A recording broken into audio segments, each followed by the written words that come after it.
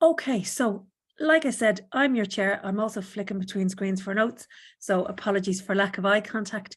A bit of an overview of what we're doing today. So we are going to hear from expert speakers, and at the end we will have a Q&A, which I will chair, questions and answers. And if you've got questions, we'd ask you to maybe put them in the chat and maybe put question beside it so we know clearly it is a question you'd like to put to the meeting, or you can raise your hand at the end. So you're very welcome today. This event is part of our Stronger Voice project at Clinks, a 3-year project funded generously by the Lloyds Bank Foundation for England and Wales. The project aims to help the voluntary sector working in criminal justice to develop a unified and influential voice at both a national and regional level. Through the programme, Clinks brings together experts across policy, campaigns and communications for a range of free events, training and coaching opportunities, with the aim to support organisations of all sizes to feel more confident in influencing policy and campaigning for change. Now, really sadly, because we've loved this programme, the project is coming to an end in March, and this is the last of our expert seminars in the series.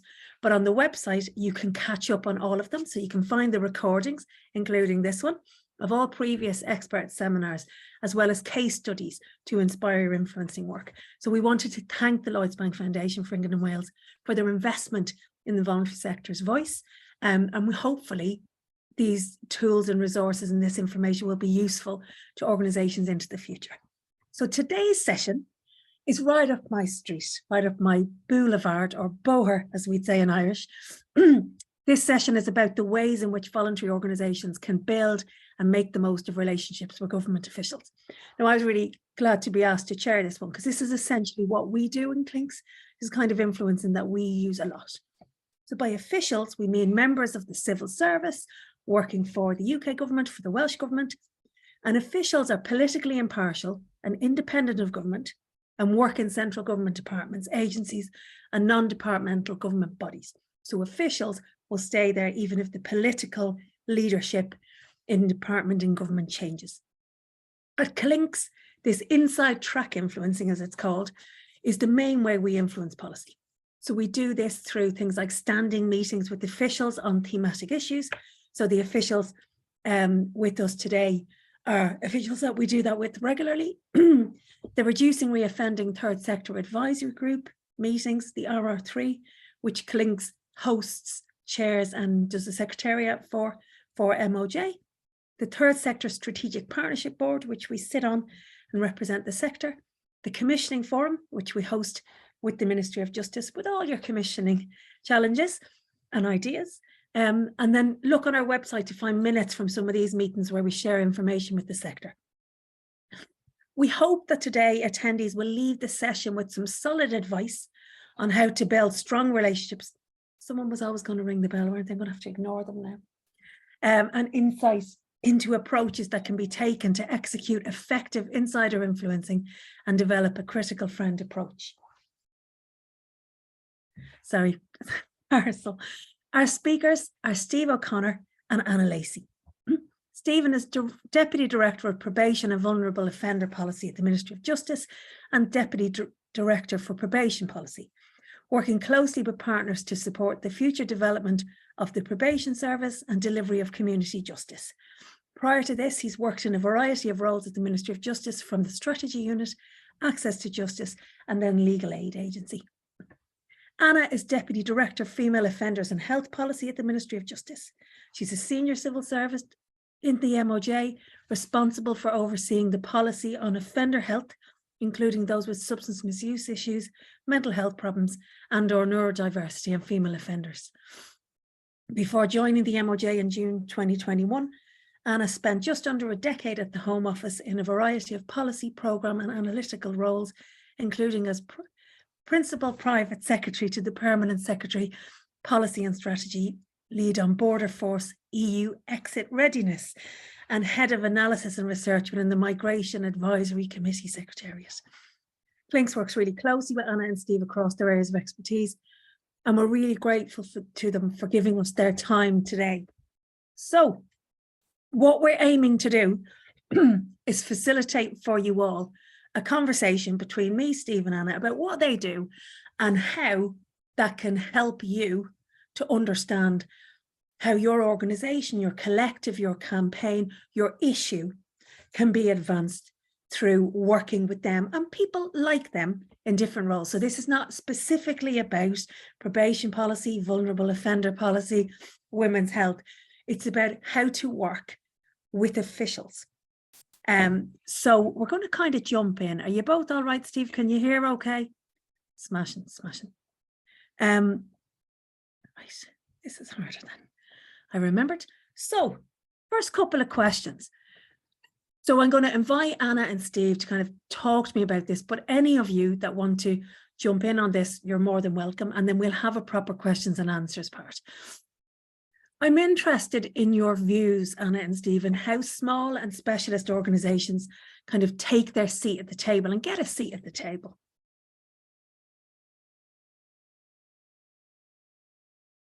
Who wants to go first? Shall I have a go first? Good man. And then what I'll do is it just allows me to introduce myself a little bit and then maybe hand over then to Anna for a few thoughts. First thing to say, everybody, is thank you so much for taking the time to turn up to this. I hope you find it useful. Both Anna and I were slightly daunted by the term expert, but hopefully we will add something to your knowledge. The thing that I'm most proud of personally in my life is my involvement with small charity work outside of my civil service job. I've set up a football club in Kennington. I have been a long time involved in a charity that operates in Ethiopia, which has built some schools there. And I have some empathy for the work that you all do. I know kind of how demanding and difficult it can be in a small organization. I've just nothing but tremendous admiration for those of you that do that. Anna Lacey joined our unit kind of about 18 months ago. It seems like a while ago, and has been a complete breath of fresh air. I've nothing but enormous admiration for Anna. And when we get to Anna talking, she's just tremendously practical, tremendously effective, tremendously bright, and has achieved a lot in her policy area in terms of attracting investment from ministers into help and support women, support drug addiction. In fact, she's recently even gotten the delivery plan for female offenders out the door, and she's just wonderful. And so I won't take up too long because Anna's actually got some practical things, but I thought I'd say, if it's okay, and just a few general thoughts about this kind of topic, because I'm a little bit more of a waffler. Anne and I, by the way, come from the same part of Dublin. We actually went to the same primary school, so I have a huge love for Anne. So you may, if I'm in any way close to Anne today, it's actually quite a success for me. And we talk very fast, that would be why. Yeah, I know we do. I think, in terms of what can you do? I mean, the first thing that came to my mind in the 10 years that I've been in the Ministry of Justice, I would say I've learned two things that might be of interest to this group today. The first is that ideas matter. I'll talk about that in a second. But secondly, your ideas need to be, when you're thinking of them, you to think of an organization that operates with its own incentives and constraints, if that makes sense. And maybe if I just spent 5 minutes just talking about those, and then Anna can chat, and then maybe Anne, we can have a Q&A about my two kind of things are ideas and then incentives. So I'm a civil servant. My mother still asks every so often, and my father, what is it you do again? They sort of always just go, run that past me. What exactly is that job? And I think that the best way you can sum it up is that we basically do two things as civil servants. We're meant to advise fearlessly, and we're meant to implement loyally. So we are not the decision takers, but we're meant to have the courage in the room to help the people that we've all gone out and elected to make those decisions by giving them the best possible evidence and insights and advice into making them. And then once those decisions are made, it's our job to try and make that happen in reality for people. And implementation then becomes quite an important thing. But just that's a kind of an important concept to think about. So when we're talking to you, sometimes I can speak personally. I'm either at the advise bit and I'm looking to help bolster that bit of my job, or I'm in the implementation bit. I'm looking to bolster that bit of the job. The incentives and constraints, I suppose if you go back to when I started at the Ministry of Justice, my first day was in April 1st, 2013. There we go, April 2013, 10 years ago. And it's been a hell of a 10 years. The organization has expanded and contracted at different points in terms of its scope. But if you look at the ministerial teams, it's felt quite different. And it's worth all of you just thinking a little bit about what the incentives are like to the people that you're trying to influence at any given time. When I joined in 2013, there was a coalition government. They had a very rigid way of working, I would say. So we had a junior minister from the Liberal Democrats. We had a majority Conservative ministerial team. And so policy making in that environment felt a little bit different. There was a kind of an agreed plan of government that was set out at the very beginning. The government felt like they made some big policy calls in year one and then focused on the implementation and follow through of those after that. In 2015, we had a general election and we went to a single party, but with a small majority, focused on a big commitment, which was we'll have a referendum on Europe.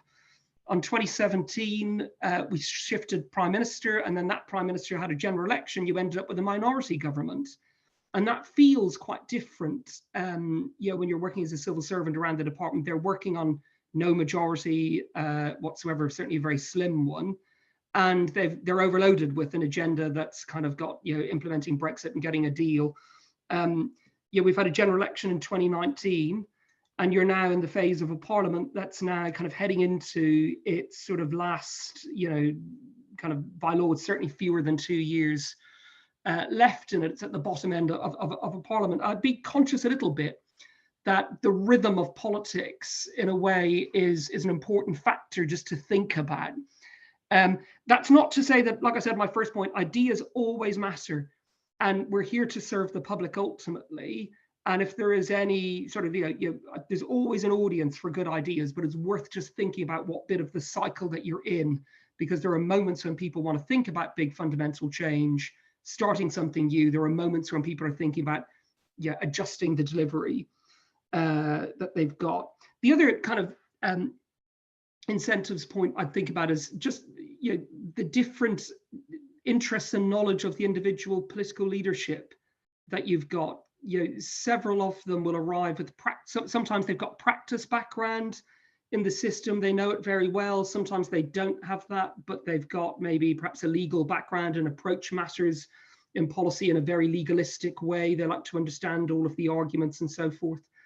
Sometimes there are things that are very interesting to them, and you'll see that in their previous life in the department, before the department, maybe in select committees and so forth, that kind of bear down on things. And it's worth kind of being situationally just a little bit aware of that.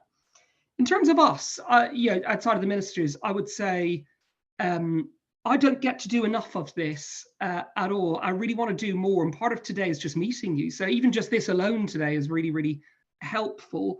But we are, I think, always kind of willing and interested. I would say on the kind of constraints was my other word today, was that we approach this from the advise fearlessly, implement loyally sort of lens, if that makes sense. And, so we are not, frustratingly, I'm sure for many of you, the people that ultimately will make many of the decisions that you're seeking to influence, but we've got a key role in presenting those choices to ministers and making sure that some of the best of the arguments that you've laid down find their way through, and some of the best of the solutions that maybe you've identified are there. So we don't have a kind of a full free reign. It's a bit of a constraint that we've got. We're also in a time of the year where you're talking to us in February. We're now closing down one financial year, a bit like many small your organizations, and we're thinking ahead to April. And there's a lot sort of that's occupying our minds at the moment in the rhythm of the year, that's kind of focused on what happens now in April, how much, like all of you in your small businesses, you're probably thinking, what do I need to sort of spend a little bit more on next year? What do I need to take down a little bit in order to balance the books? And there'll be a lot of us, I think, considering choices like that right now. As we get through that into the sort of April, May, I'll be thinking a lot more about the delivery for the year ahead and how do we maximize the investment that we've made, with one eye, of course, to the long-term future. Sorry, that was meant to be more coherent than I thought. So I'm going to stop and maybe say, Anna, who's And if you don't, I thought I'd ask Anna to come in with a few thoughts, and then we'll get a bit more conversational and structured. Thanks, Steve. I think if I've learnt one lesson from the 18 months that I've been in the Ministry of Justice, it's to never agree to go after Steve O'Connor, because he's one of the most eloquent people I know. So forgive me for a slightly less eloquent, but perhaps a slightly more punchy view, to which I think I'm answering the question kind of slightly wider to the one and you post, hopefully linked, in terms of where have I seen some of the kind of best influencing from my perspective. Just to start, and you gave a kind of very comprehensive overview of my career history. I won't rehash that, but one thing that I would just reflect on, which perhaps gives you a bit of a kind of wider insight in terms of the world of the civil service, is from what you can see there, we bounce around an awful lot. So I've covered alcohol, drugs, counter-terrorism, immigration, you name it, particularly in the 10 years I was in the Home Office. And not once was I ever the expert, nor would you expect me to be.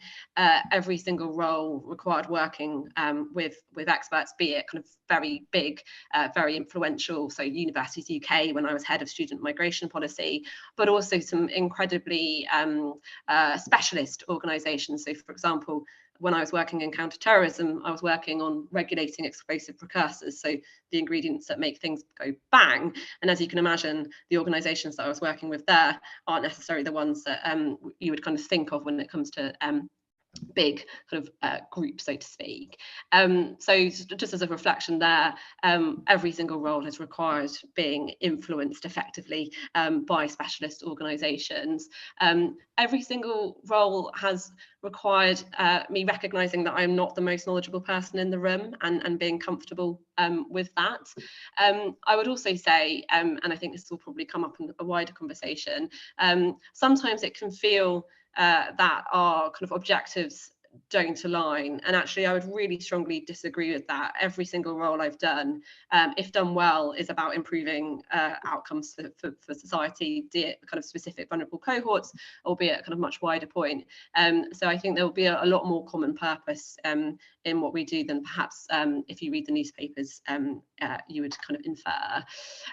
So in terms of just some early insights, but again, like the conversation's key, so I'll keep this brief. Some of the things that I was drawing on isn't just from my work with specialist organisations, but it's also actually just in terms of how I've seen people effectively influence in government too. So, Anne, you mentioned one of my most kind of high alliteration roles, PPS to the perm sec, because I can't spell it out, it's too many P's. I got some real insights in terms of how decisions were made right at the very top of the office, not just in terms of how externals were influencing, but also how internals were influencing. And building on that, I think my first point, I've got 5, just so that you don't lose me, is if you don't ask, you don't get. So when I was Principal Private Secretary, I was astounded by how few people actually personally wrote to the Permanent Secretary to say, I've got this brilliant idea, this is how I think we can deliver it, yes or no. And every time that they did, about 9 times out of 10, the Permanent Secretary say, yes, crack on, do it. So I think there's just something really practical here in terms of like confidence and knowing that you've got a good idea, knowing that you've got a kind of route to delivering it, and just asking, which I just always very surprised at how few people do that. And that culminates in a couple of things when I think about my engagement with the sector. It culminates in attending meetings where very few people raise their hand. I find that really surprising. The limited amount of people that approach me on LinkedIn. Every time someone approaches me on LinkedIn, unless I'm like, I don't quite understand our link, I will say yes to a meeting if that's suggested. I've just had a brilliant meeting with an organisation that represents the interests of individuals with autism, because part of my responsibility is neurodiversity. So if you don't ask, you don't get, was my first point. My second, which I really hope doesn't come as patronising, because it's certainly not as intended, but if you are, if you've got your one moment, if you've got your kind of meeting with the minister, or you've got that moment to influence, come prepared with pre-prepared actions. I think that's the thing that I find so frustrating, is when I see charities or whoever it is who've finally got their foot in the door of the minister, and they will have a really lovely conversation with that minister, but they won't be pushing for specific commitments. They won't be pushing for specific actions, and nothing comes from that. So kind of lay the pitch, think about your engagement with officials before that kind of big event, think about how you can co-create the agenda, think about how you can kind of pre-prepare the actions, because that's effectively what we do with every ministerial board. Full disclaimer, those actions will have been written before. So just, come prepared. My third reflection was just, again, pretty obvious, but Anne told me it's a safe place, so I'm going with it. Relationships are key. So if, fundamentally we're all human, whilst as civil servants, we have a clear role to play, we also know that if that person's just going to tell us off, probably not going to want to prioritize that in the diary. Whilst if that person's going to have loads of brilliant suggestions and is kind of really getting our kind of position, our perspective, and how they can kind of support, then I'm much more likely to be like, yes, let's go for a coffee. Obviously, I'd like to think that I don't say no, but implicitly, you are going to bump certain kind of trusted partners up the list, so to speak. And when I reflect on my career, I use the example of international students.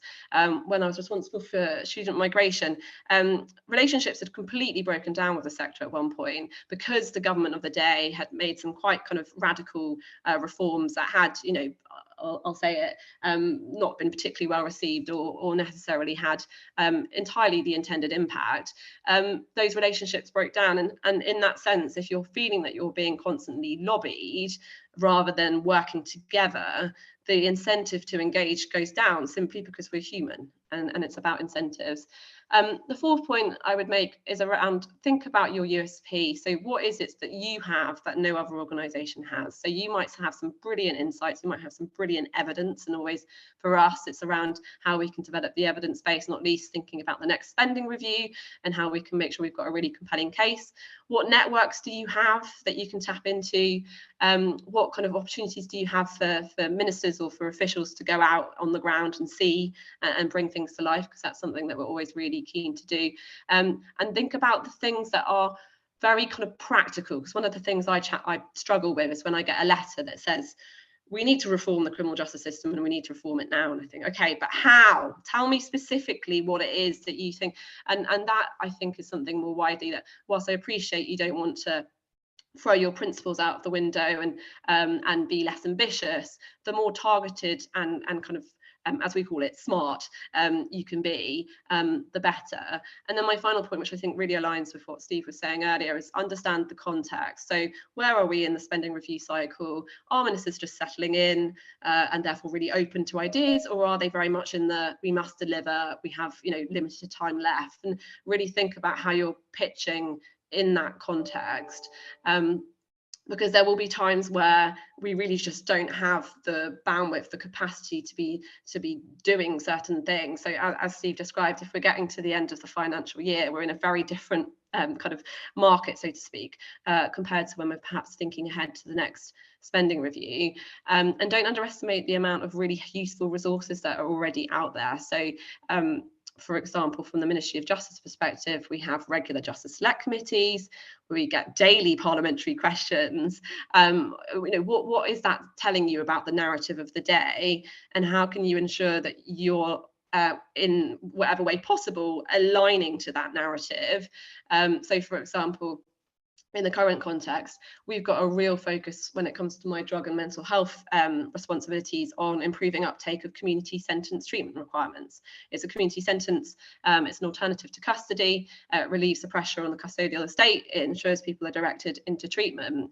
But what I don't find is that people join the dots and think, okay, I'm interested in women specifically, I've got an individual here who's also got an interest in drugs and health. How can I join up the three? How can I think about kind of specific needs of women when it comes to mental health treatment requirements or drug treatment requirements and so on, just to give you a kind of a sense of how we can best collaborate and, as I said, kind of join up the dots. So I hope none of that was too patronizing, because I'm always just so conscious of the expertise in the room, and as Steve said, felt a little bit uncomfortable about being described as an expert myself, but hopefully gives some food for thought for a conversation for the next half an hour. So I believe I'll hand back to Anne, if that's all right.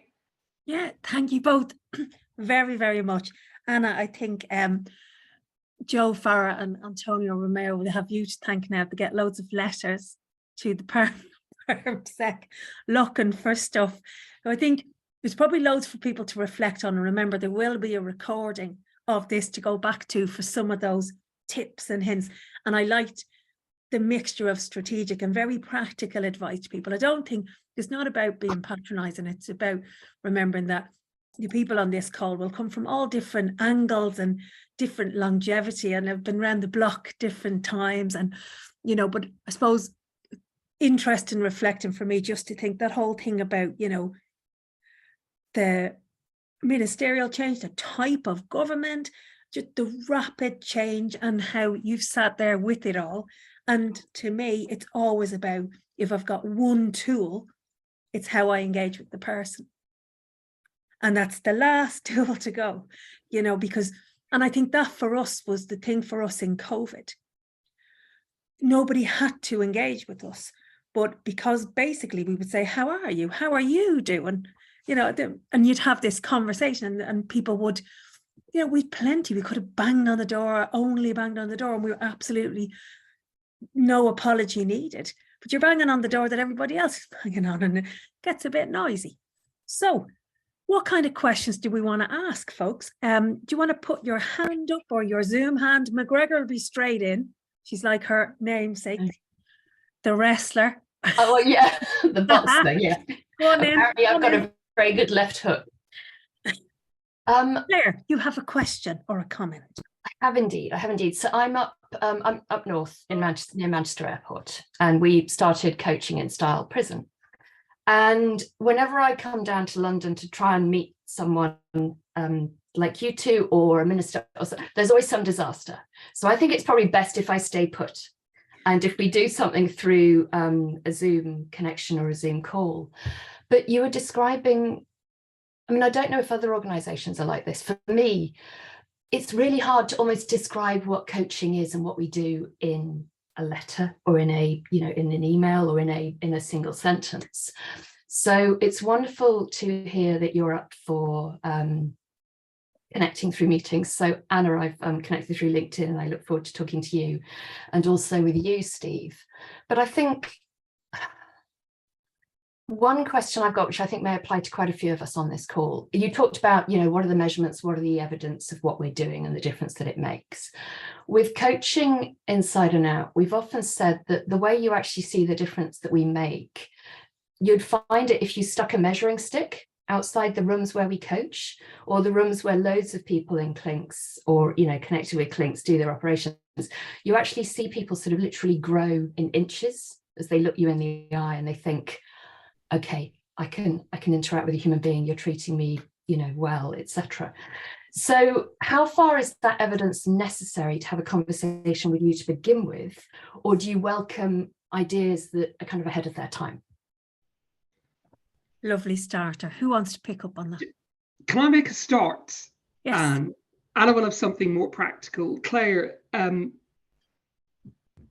my favorite book, which if I had it here in the house, I'd go and get, is called Triumphs of Experience. And it's written by a man called George Valiant. If any of you've got time today, Google George Valiant and have a look. I got to meet him 3 years ago. He's over the age of 90. He's a Harvard professor, retired psychiatrist. George did a longitudinal study that began way back, and actually began in the 40s. He took it over in the 60s. He ran it for 30 years, where he interviewed, one group was just men, another group was a bit more mixed. Ultimately, Claire, if I could sum up George's study, it was this, that happiness in people's lives at the end of their lives was correlated best with the depth and quality of relationships they had in their life. And that, whether you controlled for their economic outcome, education, it all came down to relationships. In fact, George's summary was happiness is love, full stop. Well, that's everything in the study. And it's an amazingly profound book. Why do I say that? Oh, actually, sorry. The thing he told me, which I loved, was everybody faced adversity, but the ones that were happiest at the end found a way to pull relationships close when times got difficult, not push them away.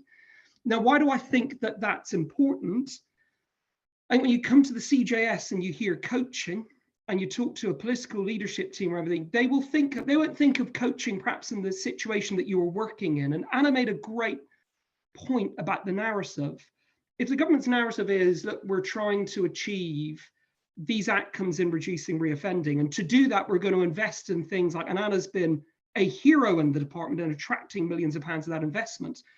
Maybe it's about thinking, how does coaching fit in that agenda? And actually, to me, I think that if the cart, and if we take a cart and horse, if the cart is all of the interventions that the department is trying to deliver, then perhaps things like coaching are the horse, in the sense that it takes you to a place where you're ready to let some of that in. And, you know, it's maybe about thinking about some of the advantages you've got there and connecting it to the things that they're putting the investment in for to achieve. Is just one thought that comes to mind. I love it. I would love to come and see your coaching. I also would be interested in how the department talks about coaching and mentoring as two, because I think they're very commonly befriending. You get confused a lot. And I think mentoring's great. So you get to give everyone the benefit of your great wisdom. It's wonderful. It's like, I think you should do X, Y, Z. But yeah. But coaching, it asks a lot, I think, of searching questions of you. I think it's an uncomfortable place to be when done well. But sorry, there are just some thoughts about kind of Georgia's study and its impact, and maybe thinking about the narrative, you know, that this, with horses and carts, I suppose, this is a catalyst for success, not the kind of thing that a minister who's not heard of it before might immediately think of Tony Robbins videos on YouTube, if that makes sense. But Anna, I don't know if you have anything you're more practical on these matters.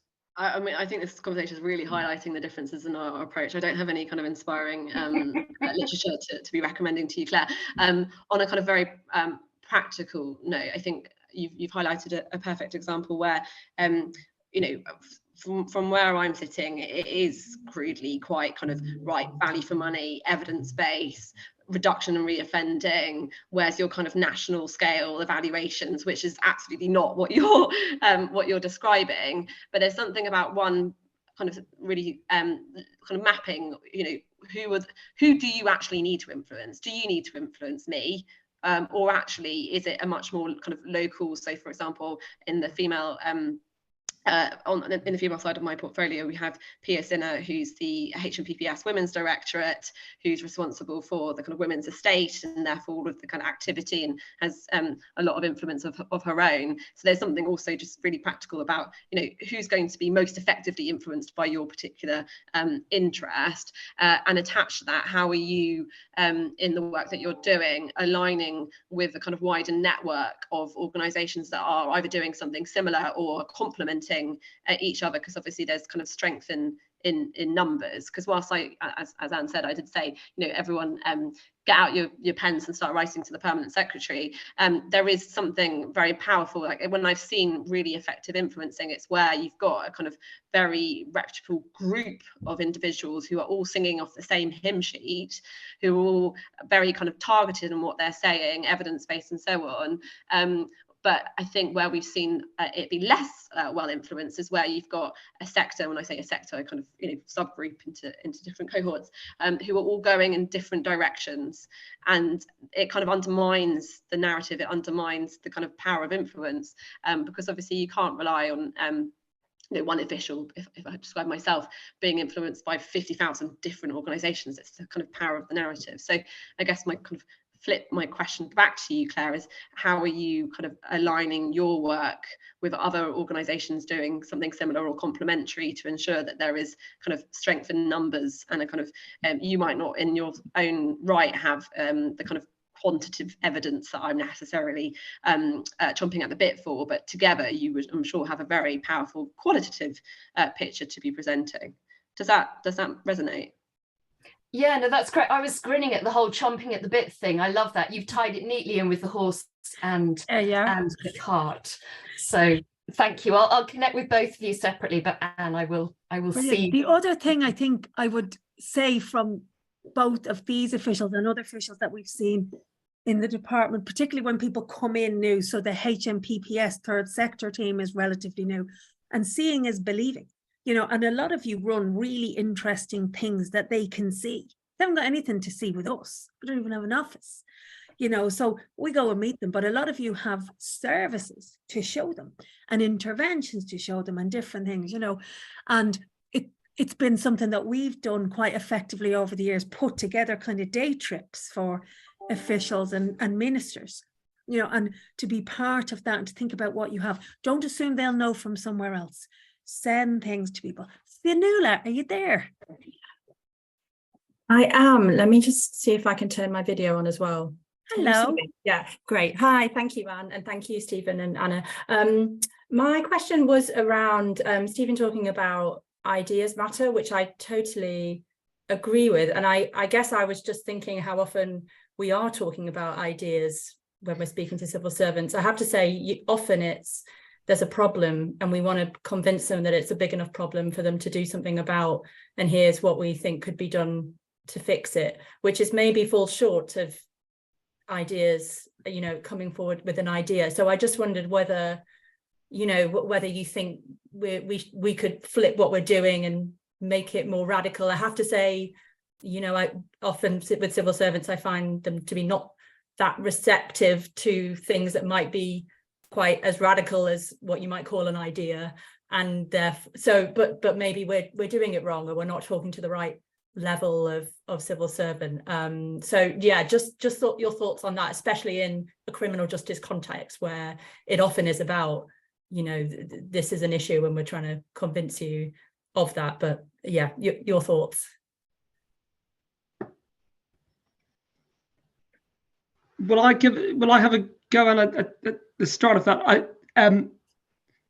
It's such a great question. It's such a great question and a difficult one to answer. What I would kind of a few gut thoughts that come to mind is time horizons, as in ideas matter, but like I've said, I think what's challenging is those ideas are received by people whose time horizons change. So if I can be a bit clearer than that, that's a bit cryptic, but right now, Anna and I are thinking, you know, most of our headspace will be occupied in quite immediate and short-term time horizons. There are a number of things in the CJS that are happening that demand, I'm sure, for all of you and your services, attention and attending to things that are happening currently or will happen in the next kind of few months. One of the things I'd reflect on as a big group for you is, you know, the sort of opportunity that will arise from another political reset and an election that may in fact be a moment when lots of parts of the system will be thinking in much longer time horizons. You know, when I wasn't in the civil service at the time, but when like the 2010 election happened, there was this huge moment of transitioning from a whole Labour government into a whole Conservative government.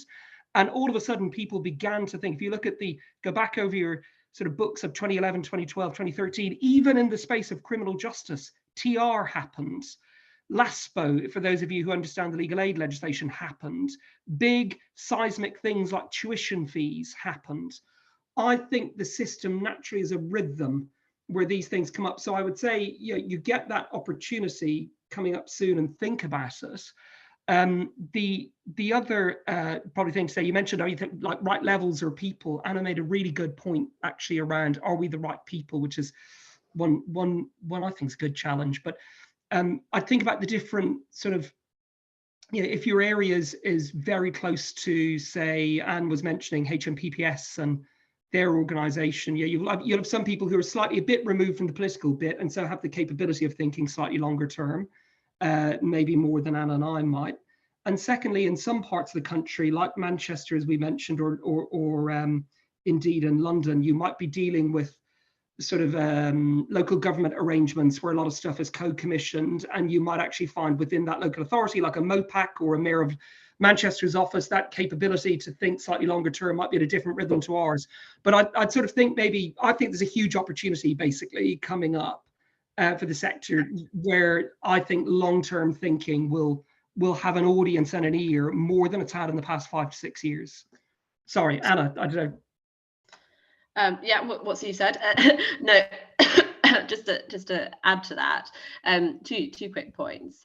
One, Fionnuala, if you presented an idea and it hasn't been well received, have you had feedback on that? Because I think there's something for us which is like, it's and again, obviously can't speak for the entire civil service, but there's something around how we support each other. And one of the things that I often find is why things haven't kind of got off the ground or so on is because either they're not politically palatable, they are not deliverable or affordable, and having that feedback I think is going to be hugely helpful for you to then kind of repitch and recraft, because there's, you know, very clever ways that you can kind of present things in the right light that will get the kind of right buy-in. And attached to that, one of the things I've seen, I use the example of drugs, for example. For years, my drugs policy team, so before my time, didn't really get any airtime with ministers. They kind of just left to their own devices. And then suddenly, out of nowhere, 10-year drug strategy, huge investment, kind of, you know, brilliant ideas, welcome. And that was a real moment for innovation, for creativity. You know, what you know, how rare does that come across? And so there's something around, yeah, playing the long game. You know, when that moment comes, are we ready?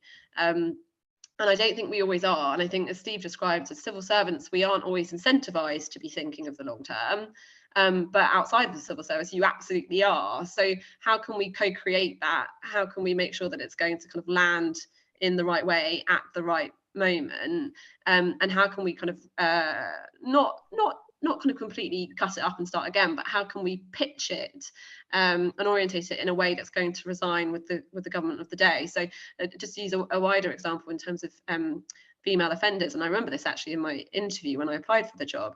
You know, you can make a number of arguments about why women need kind of specific provision, and I wholeheartedly agree with that. But what really I think kind of resonates particularly with the current government of the day is to understand that actually you've got there a low risk cohort that you can do some really innovative things with that could then be applied to the wider kind of male estate or wider male population. So it's just, I'm making the same argument but in a slightly different way, and it's more likely to resonate. So just, I guess I'm always about the tactics with these things. So it's around thinking about how it aligns with the narrative of the day. It's brilliant. I just came to chair this today, and I'm really enjoying it as an expert seminar on how we do our craft. And I think that's what I would remind colleagues is it is a craft. And for you, what's been interesting for me, like 20 odd years in influence in criminal justice, jack of all trades, master of none. So I've never been the expert, I've been the deliverer. And for a lot of you, what I see is the burden at the moment of meeting the deputy director, the director, of telling them everything you've learned in 35 years, or everything that it is that needs to get fixed, all these things in the 5 minutes, and you don't know who they are, maybe, you know. So there's something about you, there is a lot of pressure on the sector to both be expert in the content, but also the context and understand what's happening. And I think you'll only get that by developing those relationships and understanding, as the officials are saying, because sometimes to have to leave your expertise, you might have to leave your die in a ditch point behind on this occasion. And that's really difficult, because also you're there to do a public benefit as well. But yeah, keep punching though, Fionnuala. Has anybody got any other questions, or will I ask one of our wider ideas? I'm really interested, I'm sure people would love to know, what do voluntary sector organisations do that drive you mad? What would you like them to stop doing or start doing?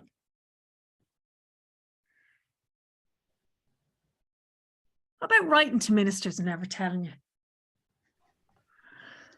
Shall I kick off? I've lost Steve on my screen. I assume he's still there somewhere. Going to get that book from the library. Yeah, he's probably gone to get that book, but I'll kick off, and I'm sure Steve will just pop he's up. There. I can see him at some point. I think I love that question, and I think I touched on a couple of things in my earlier presentation. One of the things for me is that how do I put this? Seeing the minister as the answer to everything. And as you say, Anna, kind of almost circumventing the civil servants and thinking, right, I've got my moment with the minister and this is what, and you think, actually, I think you've completely underestimated the role of the civil servant, both in terms of how they influence the minister, you know, the minister's private office will come to us first and say, so and so has written to us and said, you know, we want a meeting. Should we say we're busy, or should we agree to it? So, you know, fundamentally, we're influencing the minister as much as anything. A kind of second part to that is, how can we, and I think I described this earlier, how can we help? How can we co-create the agenda? Because, you know, fundamentally, we're trying to deliver the same outcomes as you. We have limited capacity to engage with the minister, or the minister has limited capacity to engage with us. So this is just as much an opportunity for us as it is for you. And I think that's something more widely of, not to downplay the very important role that our ministers have, absolutely, but don't forget that they are ministers that have a portfolio which no one can envy. It's huge, and they cannot be the experts in everything. Sometimes you get a minister who has a particular passion on one thing, absolutely, but others are incredibly reliant on their civil servants to advise, and to tell them what to focus on, and to tell them whether this, you know, letter that's been sent by organisation X is including lots of brilliant ideas, or actually, you know, isn't aligned to what we would recommend. So I guess, don't underestimate the role of the civil servant is what I'm saying in a kind of rambly way, and that goes back to my points around kind of relationships and so on, because you know, we're influencing in an objective, obviously impartial way, as we would with the Civil Service Code, but you know, we influence too, so don't underestimate that. I don't know if Steve wants to come in. It's very disconcerting not seeing Steve on the screen, but I can see him. He might be on your other screen. Mine scrolls across. Come on, Steve, tell me, what do they do that annoys you? No, I think Anna said it out quite well. I mean, for me,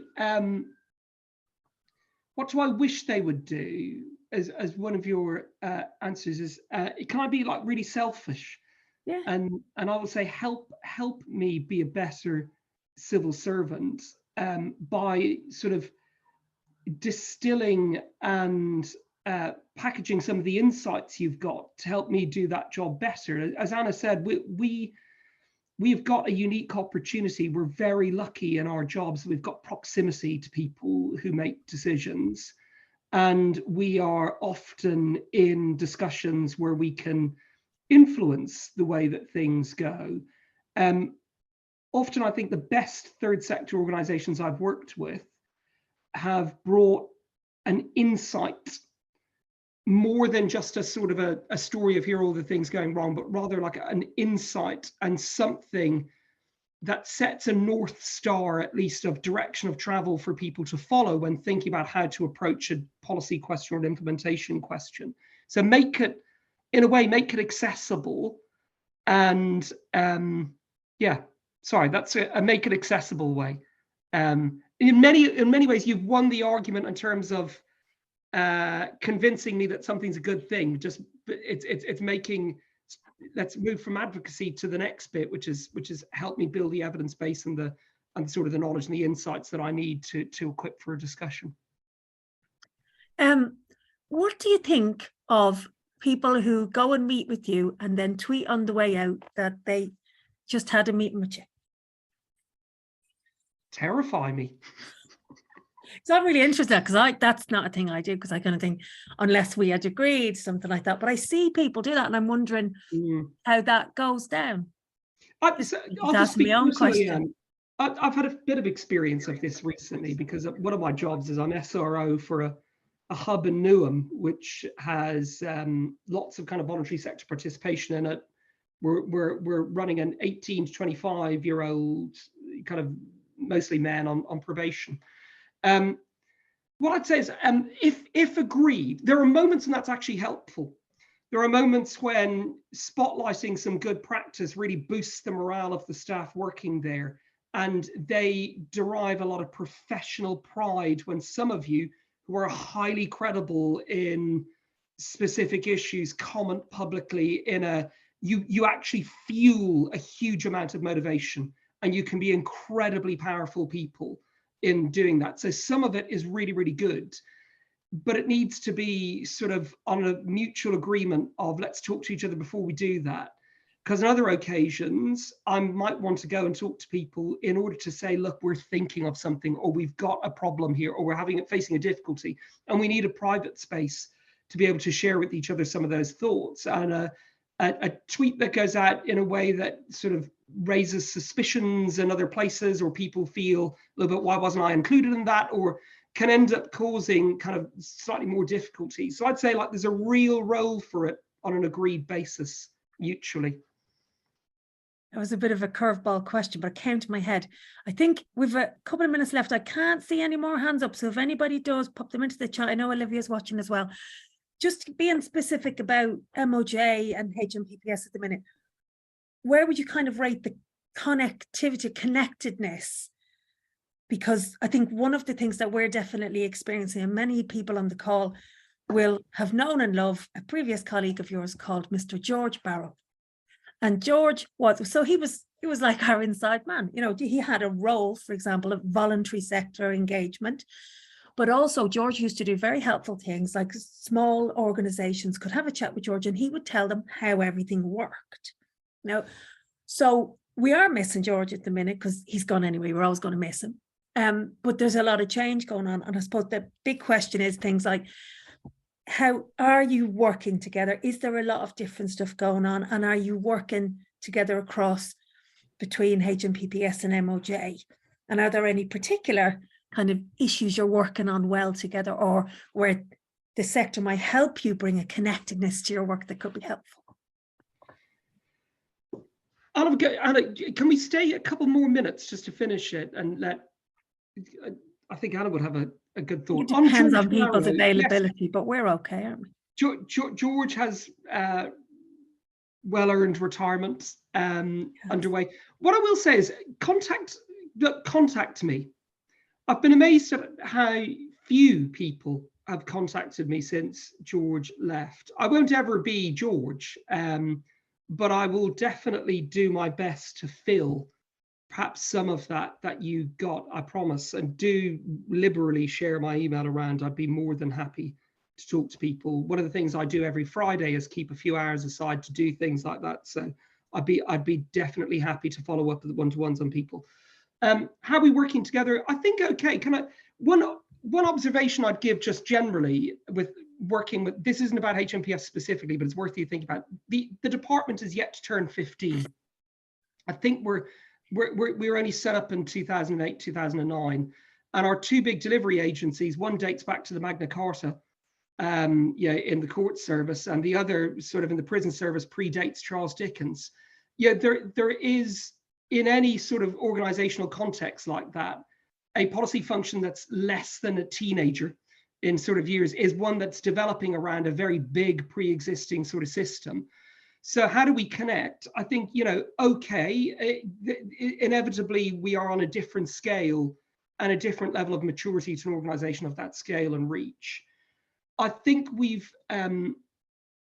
I think we are working, I think very well together. I'll say personally, I'll talk about probation for a second and then on to your question of how can you help.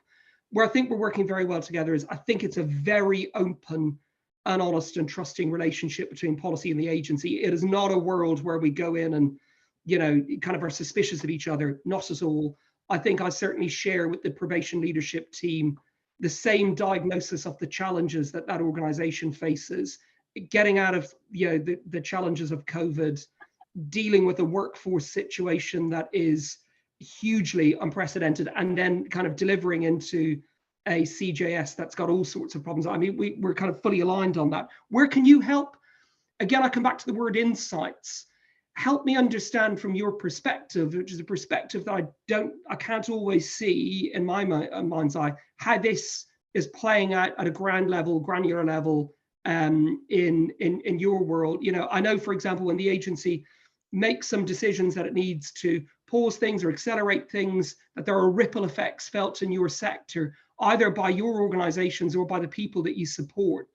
And sometimes kind of getting in touch with me to say, this is some of the things that we're feeling, that it's a hugely important insight for me to be able to bring into the sort of the rooms and discussions that we've got. So that's one way that you can help. Or flag for me, I don't feel like I need to know everything probation does. It's a giant organization with many thousands of people, but maybe bring to me if you think, are you aware of this? This is an interesting thing, where you think some connection, if it's not immediately visible, might be helpful. Anna, you've probably got Anna's always got much more practical thoughts than I do, but I don't know if there's anything you'd say from your perspective. The only thing I'd add, Steve, I agree with all of that, is to answer your question, and I think it really highlights the importance of those personal relationships. So for me, if I think about my current role, I have women, health and drugs, kind of crudely. Obviously there's sections within that.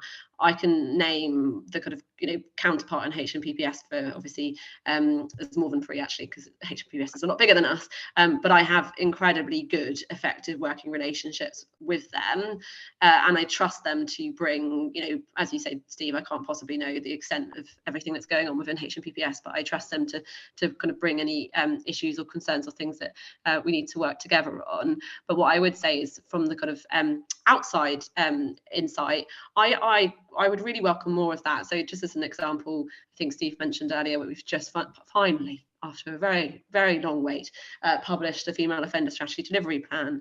I haven't really had any feedback. Well, a couple of people say, well done, finally, about time. I haven't really had any feedback on, oh, if only you'd done this, or this worked well, but this didn't land particularly well. And in all honesty, unless I spend all my time kind of trading Twitter, I'm not going to get that insight unless people proactively offer it to me. So I'd be really welcoming of kind of further insights. I think someone commented in the chat that things from their perspective don't feel particularly connected at the time. Feed that back to us. It's really helpful. It goes to Steve's point in terms of insights, because otherwise we're very happy in our little bubble, all being one happy family between M&J and HMPPS, but we're only 2 players in a much more complex system. Well, 2 players, 2 is a great start. I am going to give you the last word there, Anna. You won't have known it, and you'll rarely get it with me and Steve O'Connor, so well done. This Zoom account is needed for another session, and we've gone slightly over, but I'm going to thank you for your brilliant insights and sharing your expertise and your email address. And honestly, these are 2 officials that we work with who are engaged and interested, and also they are listened to. So make these relationships, they're there to be made. If you need any help from the Clinks team, we're always here if you want us. The recording will be available. My massive thanks to Olivia for leading these expert seminars so well and putting together such a good programme, and to all of her colleagues, the wonderful Clinksters, and also to our funders, the Lloyds Bank Foundation for England and Wales, to whom we're very grateful for the funding to put this programme on, and to all of you for sticking out and coming to them. And Olivia will be in touch about the programme going forward. So I'll leave you all to the rest of your Tuesday, duller than Monday, bit of a shame there, and we'll see you again. Bye now. Thanks, Anne. Thanks, Steve, Anna. Bye.